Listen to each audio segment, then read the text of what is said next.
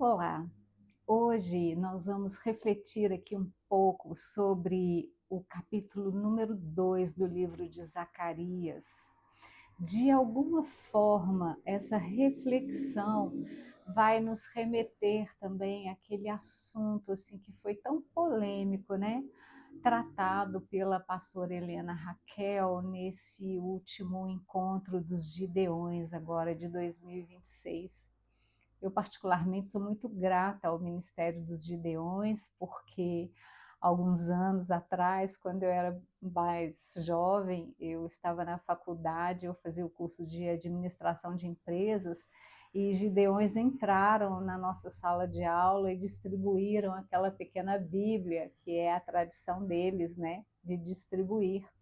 E eu tenho essa Bíblia até hoje porque naquela época eu que vinha assim de uma família tradicionalmente católica, né? Eu havia me distanciado completamente assim da comunhão com Deus. E através daquela Bíblia que eu deixei na cabeceira da minha cama foi que eu fui me reconectando com Deus, e aquela Bíblia foi o instrumento que Deus usou para me impactar com a palavra dele. E então, fica aqui já registrada a minha gratidão aos Gideões, né, instrumento que Deus usou para que eu desse assim um primeiro passo bem efetivo em direção assim a essa conexão verdadeira com a palavra de Deus. Bom, mas o que nós vamos refletir aqui em Zacarias 2 foi uma palavra que Deus me deu há alguns anos atrás, mas que eu percebo que ela tem muita identificação, assim, de alguma forma, nós vamos perceber uma sutil identificação com a mensagem que a pastora pregou nesse encontro dos Gideões. E eu gostaria realmente, eu sinto que é o momento, é a hora de compartilhar com vocês, porque é o que eu tenho vivido e é o que Deus tem confirmado com muita veracidade no meu coração, na minha vida. Então vamos ler, né, a palavra de Deus, porque não se ministra sobre ela sem antes apresentá-la, né? Que os corações estejam abertos para esse impacto, né, que o Espírito Santo pode trazer para nós diante da exposição dessa palavra. Zacarias capítulo 2, o título é O Homem com a Corda de Medir. E é interessante que uma versão mais antiga, a Almeida Revista e Atualizada, que eu gosto muito, ela diz assim: Jerusalém é medida. Mas à medida que eu fui vendo aqui, eu percebi que esse não é um título adequado. Então percebe-se que essa versão NVI, ela faz na verdade uma correção. Jerusalém é medida, ela passa a corrigir esse título para o homem com a corda de medir. E no decorrer desta reflexão nós vamos perceber por quê que esse título é bem mais adequado. O texto diz assim: olhei, é uma visão do profeta Zacarias, né? Olhei e em seguida eu vi um homem segurando uma corda de medir. E eu lhe perguntei: aonde você vai? Ele me respondeu: eu vou medir Jerusalém para saber o seu comprimento e a sua largura. Então o anjo que falava comigo retirou-se, e outro anjo foi ao seu encontro. Veja, há uma movimentação rápida aqui, né? E este anjo lhe disse: corra e diga àquele jovem: Jerusalém será habitada como uma cidade sem muros, por causa dos seus muitos habitantes e rebanhos. E eu mesmo serei para ela um muro de fogo ao seu redor, declara o Senhor. E dentro dela eu serei a sua glória. Atenção, atenção, fujam da terra do norte, declara o Senhor, porque eu os espalhei aos quatro ventos da terra, diz o Senhor. Atenção, ó Sião, escapem, vocês que vivem na cidade da Babilônia. Porque assim diz o Senhor dos Exércitos: Ele me enviou para buscar a sua glória entre as nações que saquearam vocês, porque todo que tocar em vocês toca na menina dos olhos dele. Certamente levantarei a minha mão contra as nações de forma que serão um espólio para os seus servos. Então vocês saberão que foi o Senhor dos Exércitos que me enviou. Cante e alegre-se, ó cidade de Sião, porque venho fazer de você a minha habitação, declara o Senhor. Muitas nações se unirão ao Senhor naquele dia e se tornarão meu povo. Então você será a minha habitação e reconhecerá que o Senhor dos Exércitos me enviou a você. O Senhor herdará Judá como sua propriedade na Terra Santa e escolherá de novo Jerusalém. Aquietem-se todos perante o Senhor, porque ele se levantou da sua santa habitação. Texto lindo, né? Texto forte. Bom, então nós vamos continuar refletindo sobre esse tema. Jerusalém é medida, ou melhor dizendo, o homem com a corda de medir. Ainda que profetas muitas vezes tenham sido levantados por Deus para levar palavras duras de juízo ao povo de Israel, como nós vimos na pregação, né, da pastora Helena Raquel, o livro de Zacarias traz uma mensagem de esperança. Seu contexto é o retorno dos judeus do sofrido exílio na Babilônia e a consequente reconstrução de Jerusalém e do templo. Embora o texto que vamos ver seja, que acabamos de ver, né, seja o capítulo 2, já no capítulo 1, ali do livro de Zacarias, nós vemos o tema ser levantado e o contexto também nos é esclarecido no capítulo 1 de Zacarias, de 12 a 16, porque temos ali um relato do profeta na sua primeira visão. E o profeta diz: Até quando deixarás de ter misericórdia de Jerusalém, das cidades de Judá com as quais está indignado há 70 anos? Veja bem, né? Um povo oprimido há 70 anos. Ora, se nós sabemos que o exílio foi de 70 anos, então aqui, pela pergunta do anjo, na verdade, quem está clamando aqui é um anjo, né? Anjos estão envolvidos nesta visão do profeta. Nós entendemos que tal exílio já chega ao fim e o nosso coração, então, já pulsa aliviado, né? Até mesmo ansioso enquanto a gente lê, pela expectativa do bem que Deus está para promover naquela terra, que afinal, sendo nós o Israel de Deus, então nós entendemos que aquela terra da qual as Escrituras estão falando é a nossa própria terra. E aí, em seguida, a resposta de Deus confirma e reforça em nós a certeza de que a visão do homem com a corda de medir é algo para ser celebrado e não temido. Vamos entender isso. Porque o Senhor responde assim: Eu tenho sido muito zeloso com Jerusalém e Sião, mas estou muito irado contra as nações que se sentem seguras, porque eu estava apenas um pouco irado com o meu povo, mas estas nações aumentaram a dor que Israel sofria. Por isso, assim diz o Senhor, eu estou me voltando para Jerusalém com misericórdia, e ali o meu templo será reconstruído. A corda de medir será esticada sobre Jerusalém, declara o Senhor dos Exércitos. Portanto, não resta dúvidas de que a mensagem proposta é uma mensagem de esperança.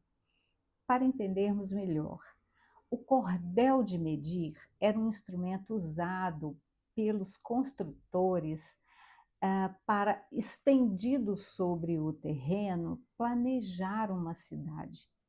No sentido figurado, nós podemos dizer que aplicar o cordel a Jerusalém, neste contexto de abandono, que era o exílio, né, do povo já por 70 anos, significa um gesto cuidadoso, poderoso da parte de Deus, no sentido de estabelecer sobre Jerusalém um novo plano, uma nova construção, um novo recomeço. Então, vamos refletir um pouco sobre essa questão do abandono.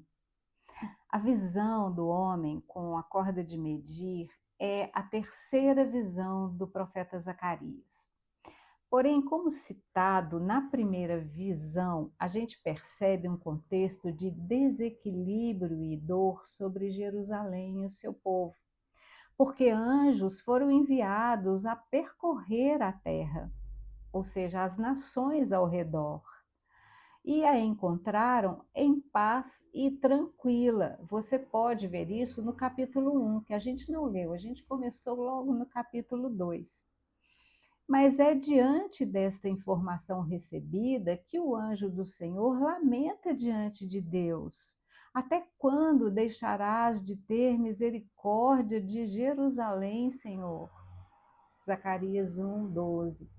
Pois enquanto as nações ao redor gozavam de paz e segurança, Jerusalém sofria a dor da saudade, do distanciamento de Deus. A gente vê isso lá no Salmo 137, de 1 a 4.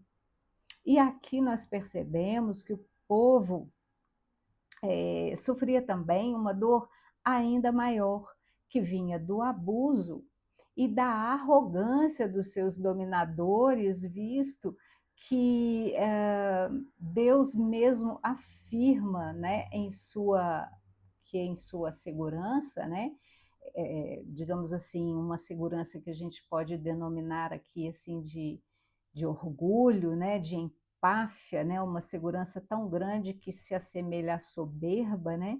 As nações ao redor aumentaram a dor de Jerusalém. Salmo 137, 7 e 8. Ou seja, essas nações fizeram o sofrimento do povo ir além do que o próprio Deus havia planejado como uma correção amorosa sobre o povo de Jerusalém. Dessa forma, o que era para ser um tempo de reflexão e correção tornou-se, pela opressão das nações inimigas, um tempo de abandono, de julgo e de humilhação pesados demais para o povo. E aí a gente traz essa reflexão para nós que somos povo de Deus, para nós que somos Israel espiritual, né? Se nós olharmos e pedirmos ao Senhor que envie os seus anjos a percorrer a terra em que estamos, o que esses anjos verão? Como e onde nos encontramos hoje? Como está a terra que nós estamos habitando hoje? Qual é o estado da terra sobre a qual nós talvez estejamos lamentando hoje? Talvez você se identifique com o abandono sofrido por Jerusalém, que era o caso daquela menina de Jerusalém que a pastora pregou. O seu estado de servidão, de sequidão, quem sabe de abuso, até de opressão. Uma carga pesada demais que seus ombros já talvez sinalizam não suportar. E aí então podemos, como outro profeta, né, o Jeremias, o chamado profeta chorão, né, o profeta do sofrimento, trazer à memória o que nos pode dar esperança. E aí a gente lembra, por exemplo, de Daniel, que se manteve lúcido e saudável, muito provavelmente num exílio que ele nem mereceu sofrer, porque Daniel era tão jovem que talvez esse exílio ele sofreu por herança, né, da maldade, do distanciamento de Deus, que ele herdou das gerações passadas, mas mesmo assim ele se dispôs a uma vida firme na presença de Deus. Bom, a verdade é que sim, Daniel se manteve saudável física, emocional e espiritualmente através das suas disciplinas espirituais e laços de afeto significativos com seus irmãos na fé, Ananias, Misael e Azarias. E isso nos leva a não desistir de buscar e confiar no Senhor, porque ele existe e se torna galardoador dos que o buscam, como está escrito lá em Hebreus e também em Provérbios 3, 5, 6, que fala para a gente: confia no Senhor de todo o teu coração e não te estribes no teu próprio entendimento. Reconhece-o em todos os teus caminhos e ele endireitará as suas veredas. Deus fez isso com Daniel. Ele encontrou refúgio nessas amizades. Pense ao olhar ao redor, na terra onde você está, onde você pode buscar apoio, certo? Mas continuando, podemos assim ainda ser levados a uma autorreflexão. E aí a gente se pergunta qual a nossa responsabilidade no estado em que nos encontramos hoje. Aquela menina de Jerusalém, ela se perguntou isso, tanto que ela tomou aí uma atitude de sair daquele lugar. Alguma responsabilidade ela trouxe sobre si, porque ela tomou uma atitude. Bom, Jerusalém foi a grande responsável pelo seu exílio, ainda que nem todos tivessem o mesmo peso de responsabilidade, né? Cada um tinha ali a sua parcela. E assumir os nossos erros, os nossos desvios, olhar para dentro de nós, é, sem máscaras, né? Buscar deixar cair as nossas máscaras e encarar os nossos pecados, os enganos do nosso coração, é parte essencial de um processo de cura, libertação e restauração.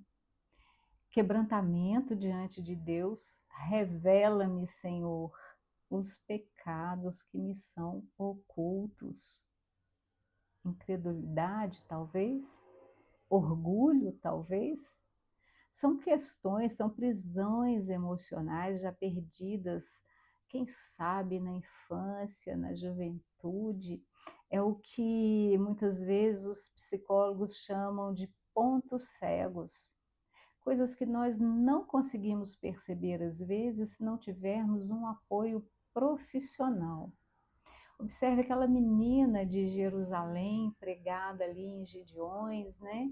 Ela tinha pontos cegos, porque embora ela tivesse tomado uma atitude diante da opressão que ela vivia, ela sai de um lugar de abandono, busca apoio na casa paterna, mas ali também ela encontra abandono.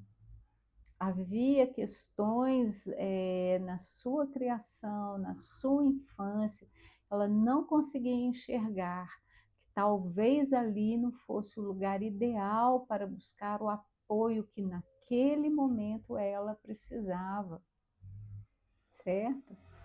Então, esses pontos cegos, nós podemos orar: Senhor, revela-me.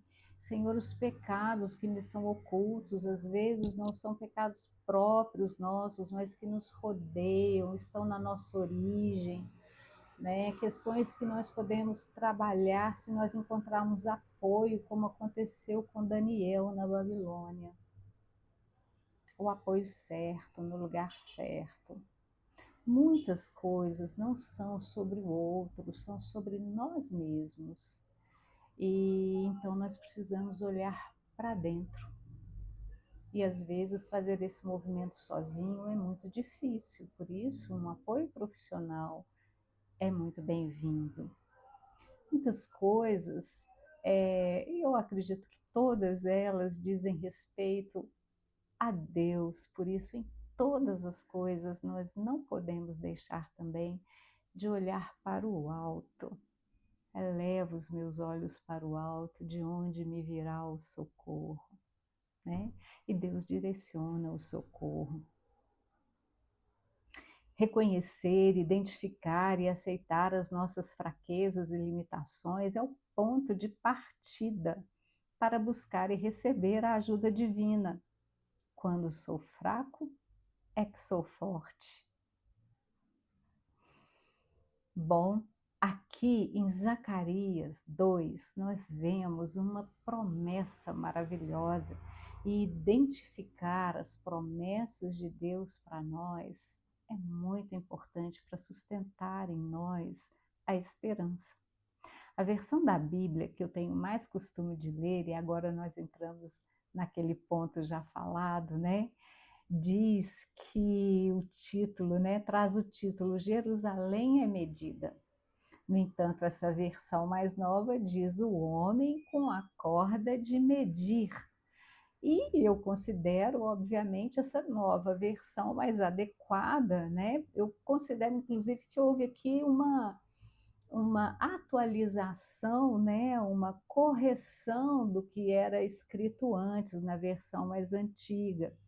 E eu considero isso por quê? Porque observando o texto, nós vemos que logo no início dele há um diálogo muito revelador entre Zacarias, o homem com a corda de medir e os anjos. Lembra que eu disse que aqui os anjos estão envolvidos na visão?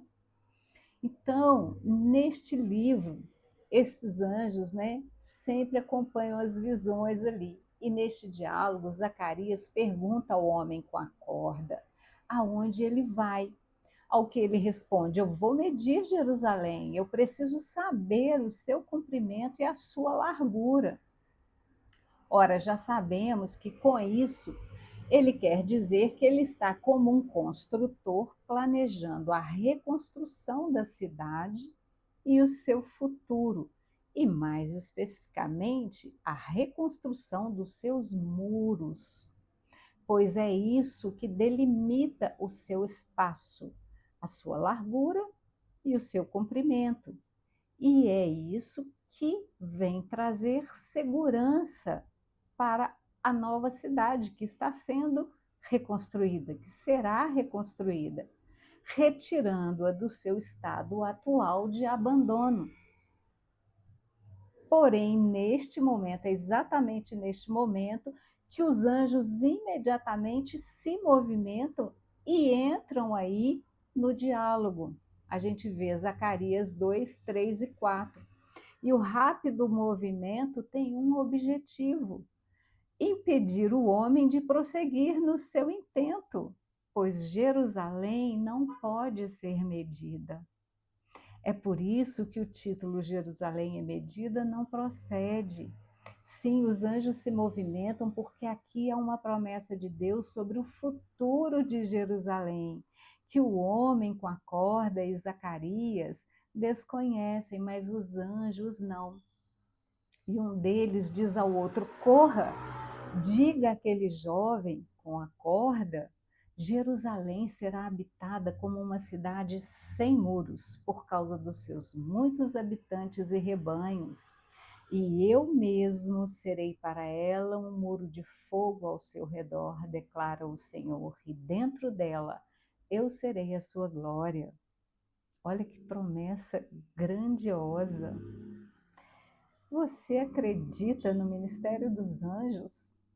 Acredita que eles são enviados pelo Senhor a socorrer, direcionar, alertar, livrar, salvar aqueles que são deles?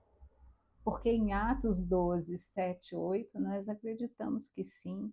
Em Lucas 15, 10, acreditamos que sim. Em Atos 11, 13, 14, acreditamos que sim.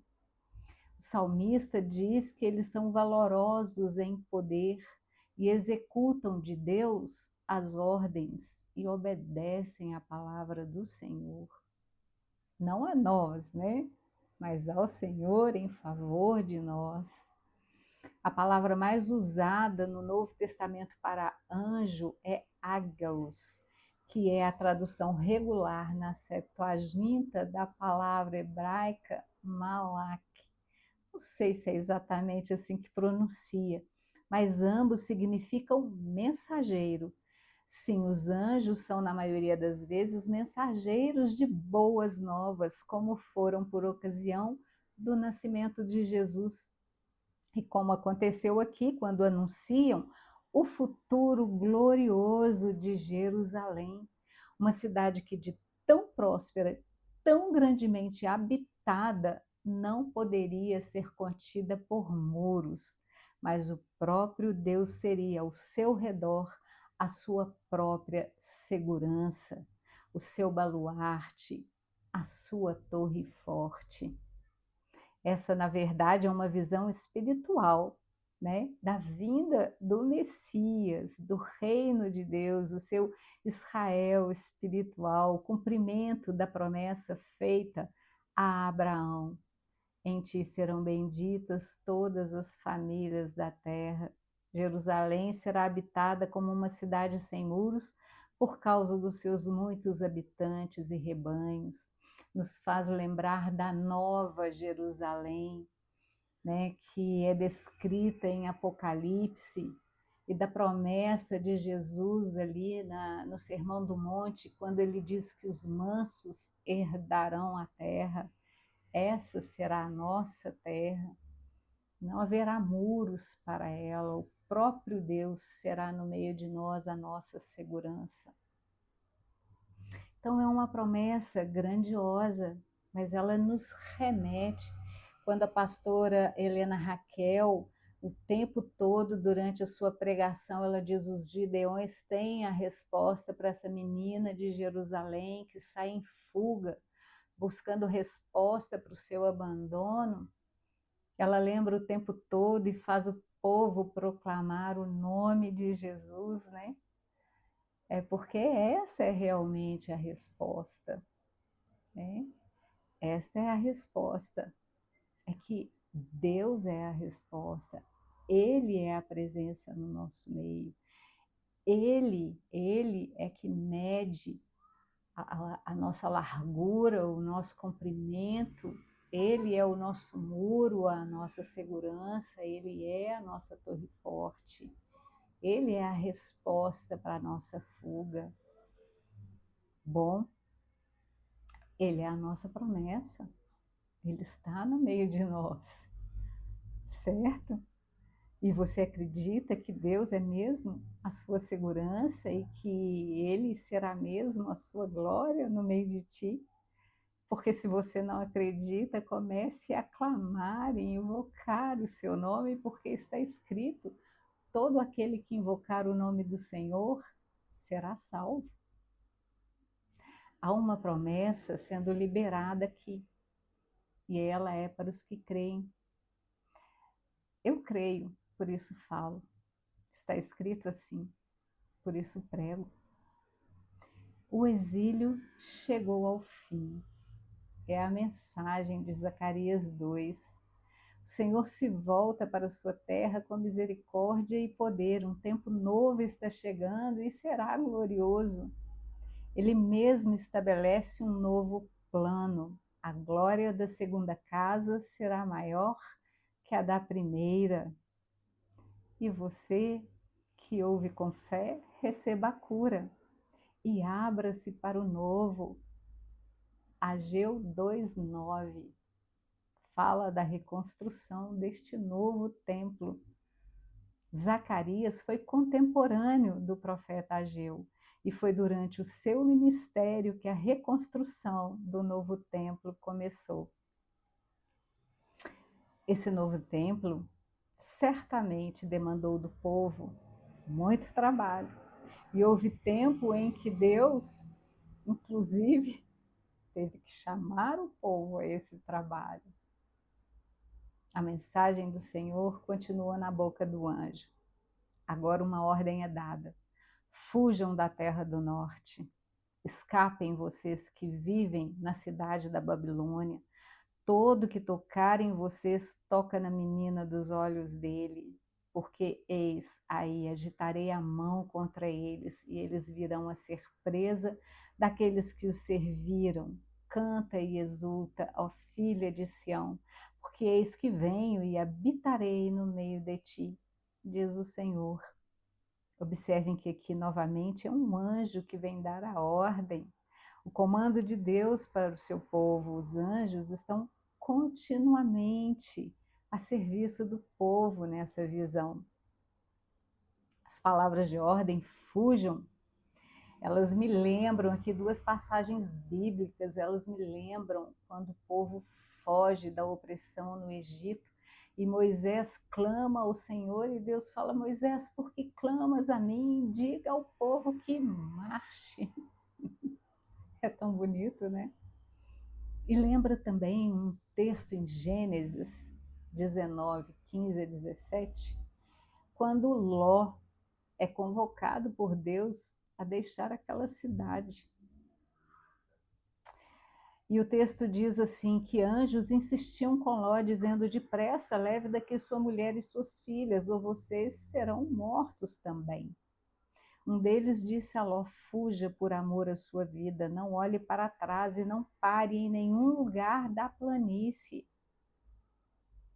Ora, eu te pergunto, se a sua casa hoje fosse pegar fogo, como aconteceu naquele lugar, e você tivesse pouco tempo para sair, o que você tentaria levar? Ló sabia que tudo seria destruído pelo fogo, mas mesmo assim Ló demorou. Talvez Ló quisesse salvar mais algumas coisas que ele tinha ali ou avisar mais pessoas, nós não sabemos, mas a verdade é que ele hesitou e por isso os anjos tiveram que puxá-lo pela mão e o tiraram dali à força. Sim, fizeram isso porque Deus teve misericórdia de Ló, diz o versículo 16.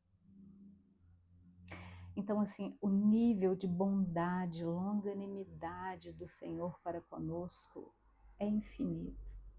A maneira como Deus insiste em nos salvar, em nos livrar o tempo todo. E eu insisto, o quanto nós precisamos ter coragem de olhar para nós mesmos e buscar dentro de nós as respostas para as nossas fraquezas e limitações. Porque as respostas estão dentro de nós, não estão lá fora nos outros. E assim nós vamos cooperar com Deus, em trilhar o caminho certo, o caminho bom que Ele tem para nós. Bom, a verdade é que esta primeira parte do livro de Zacarias, que inclui o capítulo 2, que lemos hoje, é bem distinta da segunda parte, que foi escrita somente uns 40 anos depois, pelo que eu pude entender. Nesta primeira parte, o grande propósito da visão é que o profeta desperte o povo para que tome uma atitude diante do livramento que Deus está levantando sobre ele. Veja bem, agindo nós em cooperação com Deus. Deus espera de nós, de mim, de você, uma atitude. Ele está colocando diante de nós uma palavra de vitória e livramento, mas exige de nós uma atitude. Fuja deste lugar, dessa situação, dessas companhias que te oprimem, dessas situações que te paralisam, de alguma forma te afastam do verdadeiro propósito que Deus tem para a sua vida. O que te faz hesitar? Pese as suas verdadeiras motivações. Será que você está querendo carregar consigo algumas coisas que você não gostaria que fossem queimadas? Ou será que você está querendo avisar pessoas que, na verdade, você já deveria ter deixado para trás? Será que está paralisado pelo medo do novo, do desconhecido que Deus propõe à sua frente? Mas neste caso, pense, isto é incredulidade, é falta de confiança no chamado de Deus para você. Moisés, por que clamas a mim? Diga ao povo que marche. Lembre-se do que foi pregado ali, naquele encontro dos Gideões. Hoje nós temos a resposta e Jesus é a resposta. O servo do Senhor, o nosso Salvador, esse mesmo, aquele que está no meio de nós hoje, diz a palavra, ele não esmagará a cana quebrada, nem apagará o pavio que fumega. Em verdade, promulgará o direito. Nele você encontrará o verdadeiro apoio. Eu, Senhor, te chamei em justiça. Tomar-te-ei pela mão e te guardarei. Por muito tempo me calei, estive em silêncio e me contive. Mas agora darei gritos como a parturiente. Guiarei os cegos por um caminho que não conhecem e os farei andar por veredas desconhecidas. Tornarei as trevas em luz perante eles e os caminhos escabrosos tornarei planos. Essas coisas lhes farei e jamais os desampararei.